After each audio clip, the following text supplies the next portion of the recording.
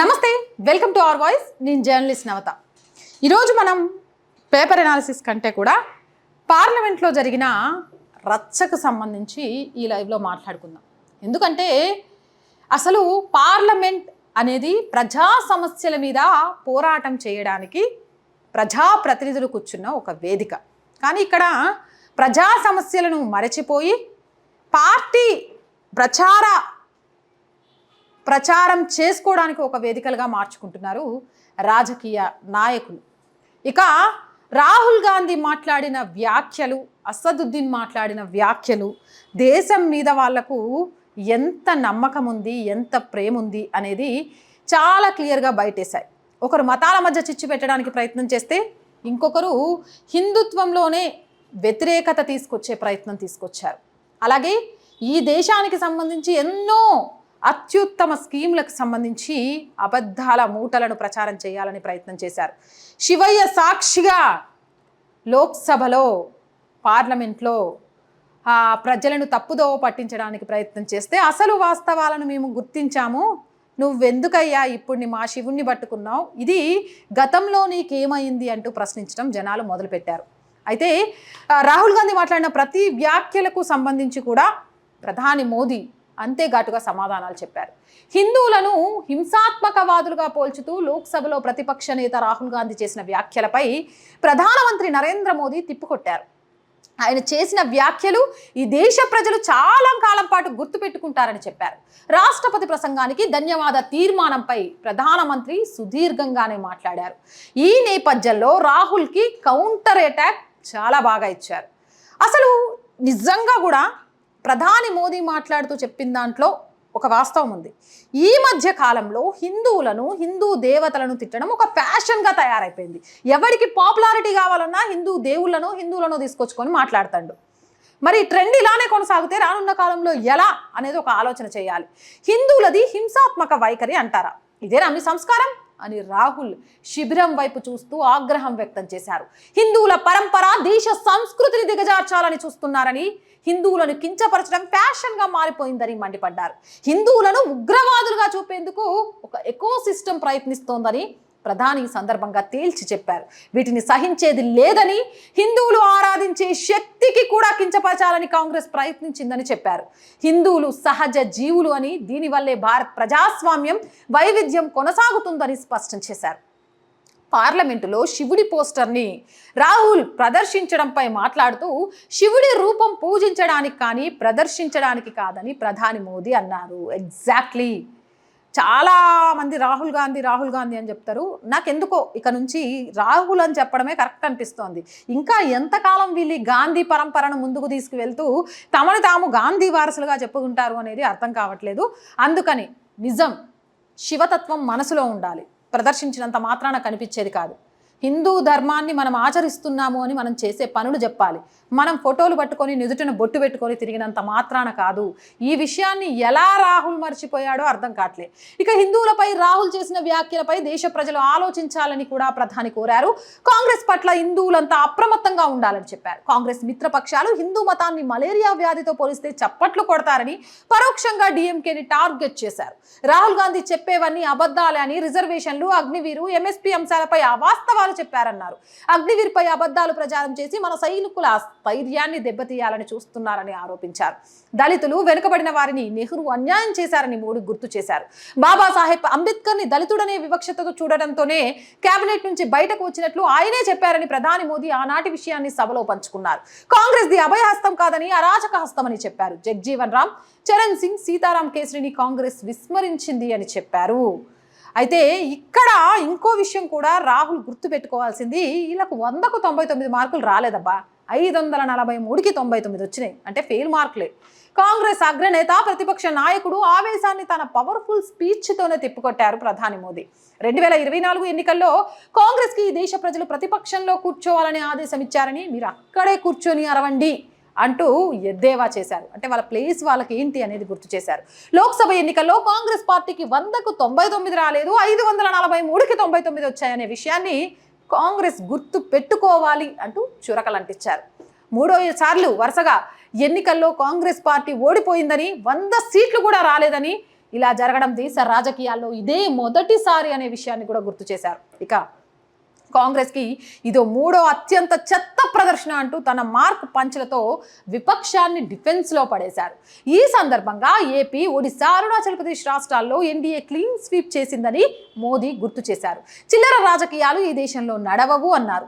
కేరళలో బీజేపీ ఈసారి ఖాతా తెరిచిందని, తమిళనాడులో చాలా చోట్ల బీజేపీ తన ప్రభావాన్ని చాటుకుందని వివరించారు. కర్ణాటక, యూపీ, రాజస్థాన్లో బీజేపీ ఓట్ పర్సంటేజ్ పెరిగిందని గుర్తు చేశారు.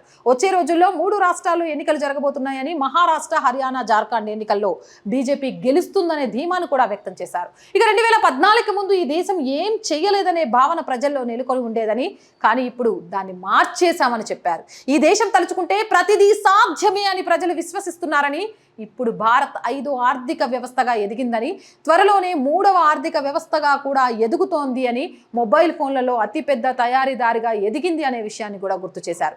తమ హయాంలో ఉగ్రవాదుల్ని అణిచివేశామని, ఎయిర్ స్ట్రైక్, సర్జికల్ స్ట్రైక్ ఇవన్నీ చేశామనే విషయాన్ని కూడా గుర్తు చేశారు. జమ్మూ కాశ్మీర్లో ఆర్టికల్ 370ని ఆరాధించేవారు ఓటు బ్యాంక్ రాజకీయాలను ఆయుధంగా మార్చుకున్నారని, వారంతా కలిసి ఆ ప్రజల హక్కుల్ని అణిచివేశారన్నారు. పార్లమెంట్లో రాజ్యాంగాన్ని తలపై పెట్టుకుని డ్యాన్స్ చేసేవారు జమ్మూ కాశ్మీర్లో రాజ్యాంగాన్ని అమలు చేయలేదని దుయ్యపట్టారు. ఇక దేశాన్ని జూన్ 4న తగలబెట్టాలనుకున్నారు అనే విషయాన్ని కూడా కర్రాఖండిగా చెప్పేశారు. మనందరికీ తెలుసు కదా, అనుకున్నట్టే ఫలితాలు వచ్చాయి, అవి రాకపోయేసరికి ఏం జరిగాయి అనేది. జూన్ 4న ఈ దేశాన్ని తగలబెట్టడాన్ని కాంగ్రెస్, ఇతర విపక్షాలు ప్రకటించాయని ప్రధానమంత్రి నరేంద్ర మోదీ లోక్సభలో చెప్పారు. కాంగ్రెస్ దేశాన్ని విభజించాలని చూస్తుందని, అలాంటి వ్యక్తులకు కూడా టికెట్లు ఇచ్చిందని మోడీ గుర్తు చేశారు. ఇక ఆయన దోస్తానాని అంతకు ముందే పదవి నుంచి తీసేస్తున్నట్టు తీసేసి మళ్ళీ వెంటనే ఆ పదవి ఇవ్వడంతోనే వాళ్ళ వ్యక్తిత్వం ఎలాంటిది అనే విషయం కూడా తెలిసింది. ఇక ఒక కులాన్ని మరో కులంపై రెచ్చగొట్టేందుకు కథనాలు సృష్టిస్తోందని మనకు క్లియర్గా కనిపించింది. భారత్ న్యాయ్ జోడో యాత్ర సమయంలో ఒక జర్నలిస్ట్ని నీ కులం ఏంటి అని అడిగి అక్కడ ప్రజలతో కొట్టించే ప్రయత్నం చేశారు. అరాచకాన్ని వ్యాప్తి చేసి భాషా ప్రాతిపదికన ఉత్తరాది, దక్షిణాదిన విభజించాలని, తూర్పు, పశ్చిమ ప్రాంతాలను కూడా ఇదే విధంగా ప్రేరేపిస్తోందని ప్రధాని ఆరోపించారు. షాంపిట్రుడో మర్చిపోయిన ఆయన పేరు, ఇవే కదా ఆయన చేయాలనుకుంది. అంతేకాదు టీఎంసీ, వీళ్ళకు టీఎంసీ కాదు డిఎంకే, వీళ్ళకు పొత్తు పార్టీయే కదా ప్రజలను విభజించి పాలించాలి అనుకునేది. కదా వల్లే ఓటముల్లో కాంగ్రెస్ షోలే రికార్డులు బద్దలు కొట్టిందని, కాంగ్రెస్తో పాటు దాని మిత్రపక్షాలకు కూడా ఈ ఎన్నికలు పాఠం నేర్పాయని అన్నారు. తమ ఓటమిపై అంతర్మదనం చేసుకోవాలని, కాంగ్రెస్ మిత్రపక్షాల సాయంతో కొన్ని సీట్లను గెలుచుకుందని, 13 రాష్ట్రాల్లో ఆ పార్టీ ఖాతా కూడా తెరవలేకపోయిందని స్పష్టం చేశారు. కాంగ్రెస్ స్ట్రైక్ రేట్ కేవలం 26% అని మోడీ గుర్తు చేశారు. చాలా రాష్ట్రాల్లో కాంగ్రెస్ జూనియర్ పార్ట్నర్గా మారిందని, ప్రతి ఎన్నికల్లో మిత్రపక్షాల ఓట్లను తినే పరన్నజీవి అని ఎద్దేవా చేశారు. ఇక రాహుల్ గాంధీని పూర్తిగా టార్గెట్ చేస్తూ ఆయన సభలో కన్ను కొడతారు, కౌగిలించుకుంటారు. అది చిన్నపిల్లాడి మనస్తత్వం అని, ఆయనకు పరిపక్వత లేదని అన్నారు. సానుభూతి పొందేందుకు ఇలా కొత్త డ్రామాలకు తెరతీస్తున్నారని, వేల కోట్ల అవినీతి కేసులో రాహుల్ గాంధీ ప్రస్తుతం బెయిల్పై ఉన్నారని, ఇక ఓబీసీ ప్రజలను దొంగలన్న కేసులో సుప్రీంకోర్టులో క్షమాపణలు చెప్పాల్సి వచ్చిందని ప్రధాని మోదీ గుర్తు చేశారు. స్వతంత్ర సమరయోధుడు వీర సావర్కర్ లాంటి వ్యక్తిని అవమానించినందుకు ఆయనపై మరో కేసు కూడా ఉందన్నారు. రాహుల్తో ఏమీ కాదని నేడు ఈ దేశానికి తెలుసంటూ ప్రధాని మోదీ పూర్తిగా వివరించారు.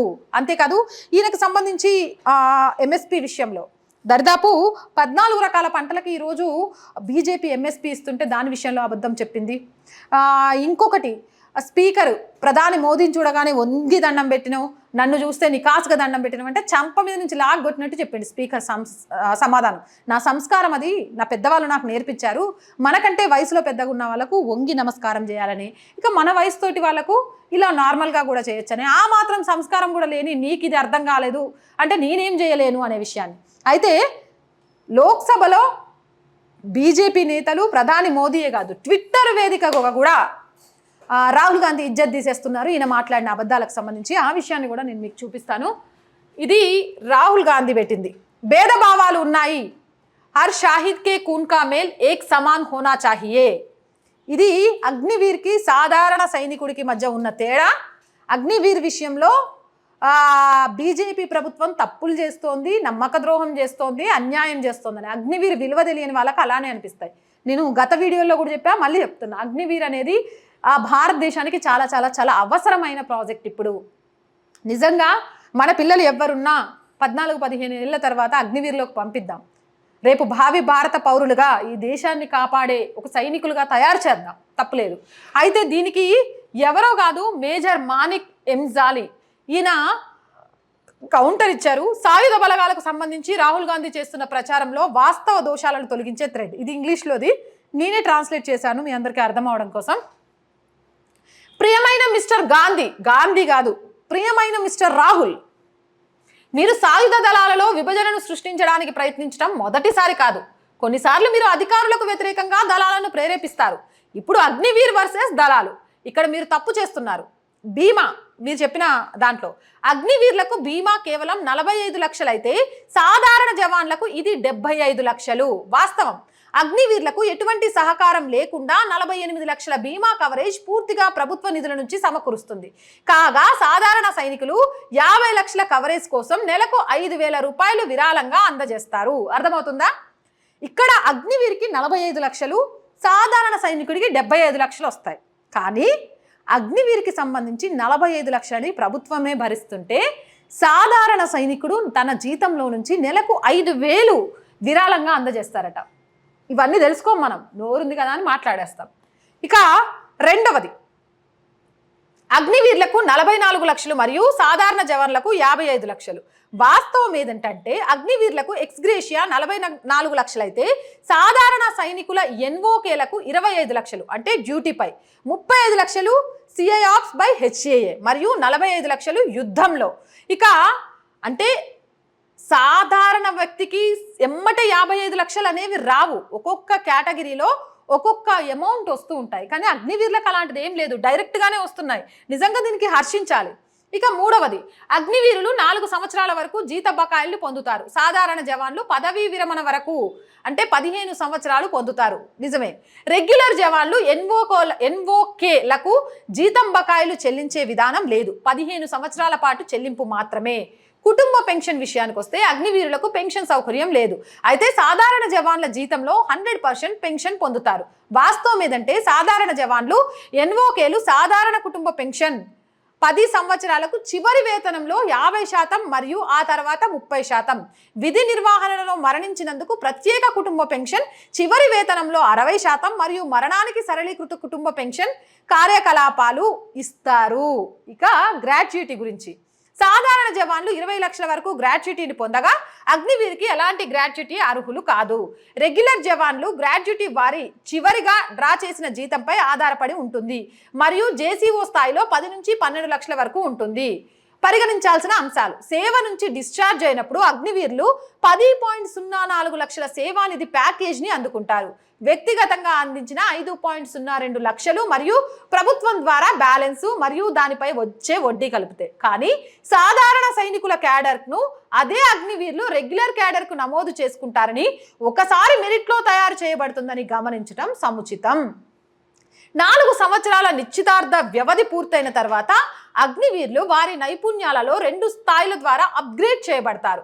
ప్రయోజనాలను తప్పుగా చిత్రీకరించడం మరియు అనవసర రాజకీయాలు సైనికుల మనోధైర్యాన్ని దెబ్బతీసే అవకాశం ఉంది. ఇంకా సంభావ్య ఆశావాహులు ప్రతికూలంగా ప్రభావితమవుతాయి. ఈ 2 పరిణామాలు దేశ భద్రతకు హానికరం.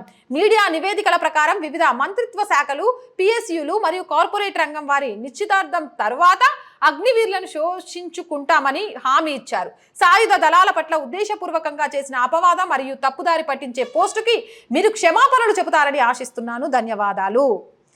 మంత్రిత్వ శాఖ, పీసీయులు, కార్పొరేట్ సంస్థలు అగ్నివీర్ నుంచి వచ్చిన వాళ్ళకు ప్రాధాన్యతనిస్తానని చెప్పారు. ఇప్పుడు మీకు అర్థమైంది కదా, ఒక జవాన్ అన్న చెప్పింది మీ ముందు ఎందుకు చదవాల్సి వచ్చింది అంటే, మన దేశానికి తమ ప్రాణాలను పణంగా పెట్టి బార్డర్లో రక్షిస్తున్న సైనికులు అతి పెద్ద బలం. ఆ సైనికుల మనోధైర్యం మీద దెబ్బ కొట్టడానికి కాంగ్రెస్ ప్రయత్నం చేస్తోంది. అగ్నివీరు, సాధారణ సైనికులు అని విభజించి వాళ్ళ మధ్య గ్యాప్ తెచ్చి వాళ్ళ మనోధైర్యాన్ని దెబ్బకొట్టి భారత భద్రతనే దెబ్బకొట్టే విధంగా ప్రయత్నిస్తోంది. ఈరోజు ఆర్ వాయిసో బీజేపీయో కాదు, ఒక మేజరే అడుగుతున్నాడు, నువ్వు క్షమాపణ చెప్పు రాహుల్ అని. అండ్ ఫ్యాక్ట్ చెక్ సంబంధించి కూడా నేను ఒకటి చేశాను, అది కూడా మీకు చూపిస్తాను.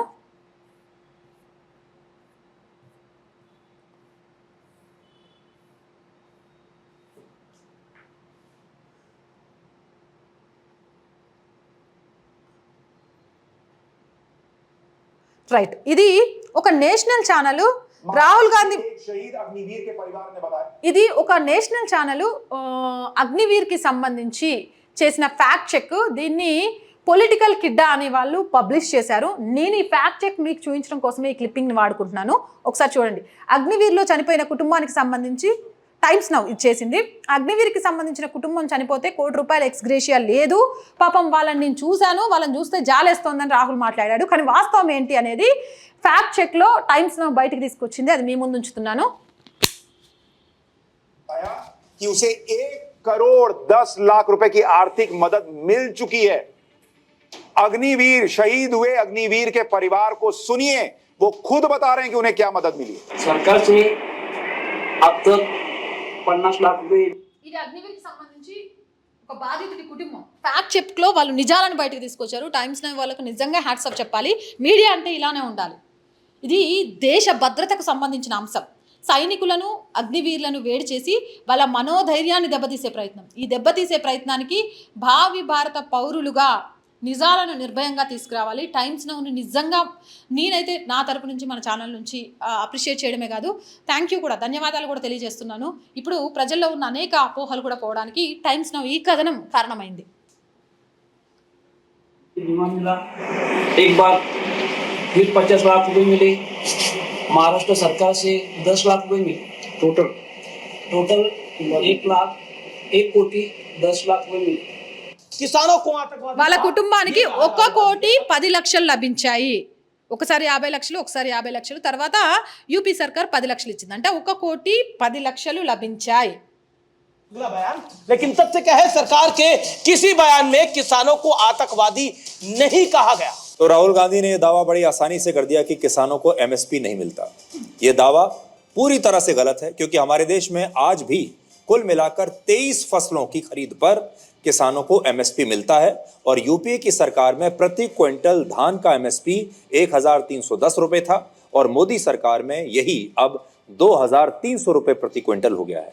नीट पर चर्चा से भाग रही है भारतीय जनता पार्टी की सरकार, एनडीए की सरकार। ये कहा गया कि नीट जैसे गंभीर विषय को फिर चर्चा नहीं कर रही, लेकिन खुद शिक्षा मंत्री धर्मेंद्र प्रधान ने 3 दिन पहले कहा कि राष्ट्रपति के अभिभाषण पर चर्चा के बाद हम नीट पर चर्चा के लिए तैयार है, क्योंकि एक पद्धति होती है, नई सरकार बनी है, राष्ट्रपति का भाषण होता है और राष्ट्रपति के भाषण पर चर्चा होती है, उसके बाद नीट पर चर्चा हो जाएगी। राहुल गांधी का यह दावा गलत है कि अयोध्या में निर्माण कार्यों के लिए जिन लोगों के मकान और दुकान तोड़े गए उन्हें मुआवजा नहीं मिला। सच यह है कि ऐसे लोगों को अयोध्या में सरकार ने 1,253 करोड़ रुपए का मुआवजा दिया था। यह दावा भी गलत है कि मुआवजा नहीं मिलने के कारण बीजेपी अयोध्या में हार गई, क्योंकि अयोध्या नाम की कोई लोकसभा सीट हमारे देश में है ही नहीं। यह बात आप भी ध्यान से सुनिएगा। जिस सीट पर बीजेपी हारी है उस सीट का नाम है फैजाबाद, और इस फैजाबाद सीट पर लोकसभा की सीट में 5 विधानसभा क्षेत्र आते हैं और इनमें अयोध्या विधानसभा क्षेत्र में जो इनमें से 5 में से एक विधानसभा क्षेत्र है अयोध्या की विधानसभा क्षेत्र, उस क्षेत्र में बीजेपी ने समाजवादी पार्टी से ज्यादा वोट मिले हैं। यानी जो अयोध्या विधानसभा क्षेत्र है उसमें बीजेपी ही जीती है और बाकी के 4 विधानसभा क्षेत्रों में बीजेपी हारी। तो सोचिए, जिस अयोध्या में बीजेपी जीती वहां हुए निर्माण कार्यों को फैजाबाद की सीट पर बीजेपी का हार बताना कैसे सही हो सकता है। और अगर बीजेपी निर्माण कार्यों के लिए तोड़े गए मकानों और दुकानों की वजह से चुनाव हारती तो बीजेपी को अयोध्या में समाजवादी पार्टी से ज्यादा वोट कैसे मिलते थे कि डरो मत डराओ मत, जबकि शिव पुराण के मंत्रों में डरो मत डराओ मत का कहीं कोई उल्लेख नहीं मिलता। और इसीलिए राहुल गांधी का यह दावा गलत माना जाएगा और ये शब्द भगवान शिव के नहीं बल्कि उनके अपने। అది ఇంతకు ముందు నువ్వు పెట్టింది టైం లో ఎవరిదైతే ఏంటి ట్విట్టర్ లో షేర్ చేసింది అని చెప్పిన ప్రతి ఛానల్ పేరు చెప్పాల్సిన అవసరం లేదు. అసలు అది మొత్తం నేను ఇంక ఎక్స్ప్లెయిన్ చేయలేదు. నువ్వు చేస్తున్నప్పుడు వార్ ఛానల్ యూజ్ చేసుకుందని చెప్పి అవును, అసలు అక్కడికి రాలేదు, అక్కడ చూస్తూనే ఉన్నాను. నాకు ఆయన చెప్పినవన్నీ నాకు తెలుసు. ఎంఎస్పీవి అయోధ్యలో గెలవలేదు అనేది వచ్చేది ఫైజాబాద్ని, అందులో 5 అసెంబ్లీ సెగ్మెంట్లు ఉన్నాయి. అయోధ్యలో హైయెస్ట్. నేను అసలు ఏం చేస్తానో చూడకుండా నువ్వు కొడతా ఉంటే నాకు ఇటు వినడం రాకుంటే నాకు వచ్చి రాని హిందీయే తక్కువ. నేను నీకు 190 సార్లు చెప్పిన ఏమన్నా ఉందనుకో వాడికి బ్రేక్ చెప్పు, ఆపేస్తాడు. ఆపేస్తే అప్పుడు మాట్లాడుకొని స్టార్ట్ చేద్దాం. నువ్వు ఇక్కడ నుంచి చిటికలు కొడుతుంటే నాకు అర్థం కాదు. అది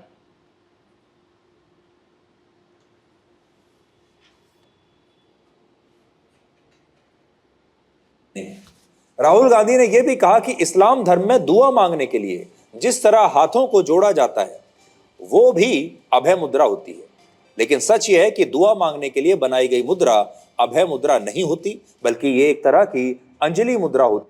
రైట్, మొత్తానికి ఆజ్ తక్, టైమ్స్ నౌ ఈ రెండు కూడా రాహుల్ గాంధీ అసలు మాట్లాడిన విషయాలలో విషయం ఏంటి అనేది చాలా క్లియర్గా బయటకు తీశాయి. మనం ఫస్ట్ చూసాం అగ్నివీర్కి సంబంధించి టైమ్స్ నౌలో చాలా క్లియర్గా వచ్చింది. 1,10,00,000 వరకు కూడా ఉత్తరప్రదేశ్కి సంబంధించిన వ్యక్తికి లాభం చేకూరిందని. ఇక ఎంఎస్పీ విషయంలో ఎలాంటి అబద్ధం ఇక్కడ ప్రాపగండాను ప్రజల్లోకి తీసుకువెళుతున్నారు అనే విషయాన్ని. ఇక మూడవది నీట్కి సంబంధించి చర్చకు రాష్ట్రపతి సమక్షంలో తాము ఎప్పుడో సిద్ధంగా ఉన్నాము అంటూ నీట్ బాధితుల్ని వదిలేది లేదు అంటూ బీజేపీ చెప్తున్నా కూడా నీట్ ప్రాపగండా, అబద్ధపు ప్రాపగండాతో ప్రజల్లోకి తీసుకెళ్లే కాంగ్రెస్ రాహుల్ విధి విధానాన్ని, అంతేకాదు అయోధ్యలో బీజేపీ ఓడిపోయింది అంటూ చేస్తున్న వాదనలకు సంబంధించి కూడా ఫైజాబాద్ పార్లమెంట్ సిగ్మెంట్లో అయోధ్యతో పాటు ఇంకా 4 సిగ్మెంట్లు ఉన్నాయి. ఆ 4 సిగ్మెంట్లలో కూడా మైనారిటీలతో పాటు కుల విభేదాల కారణంగా అక్కడ ఓట్లు తగ్గింపే ఫైజాబాద్లో బీజేపీ ఓటమికి కారణమైంది. కానీ అయోధ్య అసెంబ్లీ సిగ్మెంట్లలో అత్యధిక ఓట్లను బీజేపీ గ్యాదర్ చేసుకుంది. అండ్ అయోధ్యలో బీజేపీ అంటే ఫైజాబాద్లో బీజేపీ ఓడిపోయిన తర్వాత అక్కడికి భక్తులు రావట్లేదని కానీ, లేకపోతే అక్కడ షాప్ ఓనర్స్ అసంతృప్తితో ఉన్నారనే మాటలు కానీ అవాస్తవం అనే విషయాల్ని కూడా చాలా క్లియర్గా చెప్పారు. అలాగే ఈయనది అభయ ముద్ర కాదు, ఏ ముద్ర దీన్ని అనేది కూడా చాలా క్లియర్గా బహిర్గతం చేశారు.